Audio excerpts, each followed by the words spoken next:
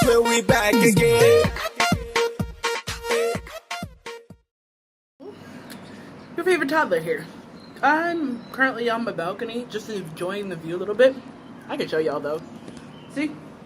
It's not much, but it's actually a very beautiful view. Very calming. So anyway, I was thinking about how it is currently Pride Month, and I was like, there's a lot we don't know as a community.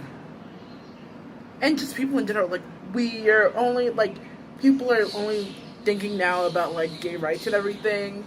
And then I came to realize there's so many different subcultures and everything in between that we don't know. So then I thought, well, what type of person would I be as a queer toddler if I didn't educate the people? So, class is in session, guys. Let's talk about sexuality. For a quick evaluation, I came to realize there's way too many subcultures. There's way too many things to talk about if I try to talk about the whole community in one post.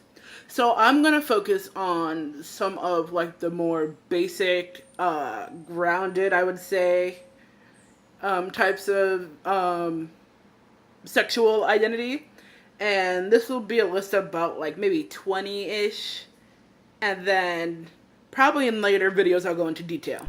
Alright guys, we're going to start with the more well-known or basic types of sexuality. So we begin with asexual. Asexual means little or no sexual feelings or desires. So then we add a little bit of attraction and we get homosexuality, which is when there is attraction towards the same gender as oneself. Now, we all know what heterosexuality is, but rather than focus on that, I wanted to focus on the Straight Allies flag, which is a flag that represents all the allies who support the queer community. Taken from the prefix bi, which is two. Next we have bisexual, which is attraction to two or more genders, but it does not mean all genders. Pansexual is attraction towards all genders, or in better terms, attraction regardless of gender. But don't get it twisted, they still have standards, guys. And demisexual. Demisexual means you must have a bond first before any attraction occurs. Hashtag one night stands are not a thing, or you're not demisexual. And now we get to the more uncommon and more detailed types of sexualities. Bear with me here, even I'm still learning these. Alright, the first is abrosexual, which means that the person fluctuates between different sexualities. So one moment they can be pan, the next moment they can be bi. Next is acoisexual, also known as lisexual, which means that the person experiences attraction but doesn't wish for it to be acted on or reciprocated. And following that is apothesexual, which means that the person in question is either sex repulsed or romance repulsed. So they have absolutely no want to be involved in that.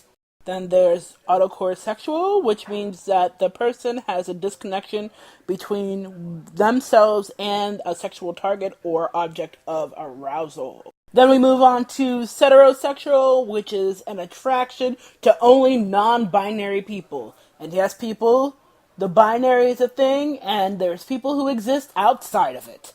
Cupiosexual is when the person has a lack of attraction, however, they desire to have a relationship. And we move on to the next one, which is... Phrasexual is when there's an attraction when two people meet, however, the attraction for one fades after the initial meeting. Graysexual recognizes that gray area, so the person does not normally experience attraction, however, they may experience it under rare or specific circumstances. Well, then there's plasiosexual, which is kind of like the reverse of acoisexual or lisexual, where there is little to no desire to receive sexual or romantic acts, but desires performing them on someone else. Polysexual can be considered in a way a more defined and more specific version of pansexual, in which there is an attraction to multiple, but not necessarily all genders.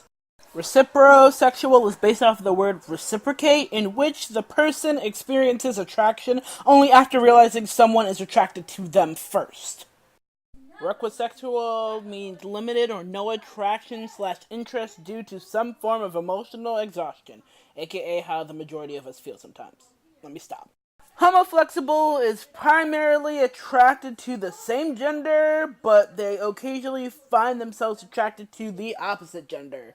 And the last one on this list is heteroflexible, which is the opposite of homoflexible, in which the person is primarily attracted to the opposite gender, but occasionally attracted to the same gender. Thank you guys for watching this video. If you liked it, if you enjoyed it, like it. If you want to see more videos of my face, please hit the subscribe button. I'm trying to post as many videos as I can. And comment below, tell me if I missed any, because this was just a really short list that I found. And I would always love to find more. Always doing more research. Lots of peace, love, and happiness.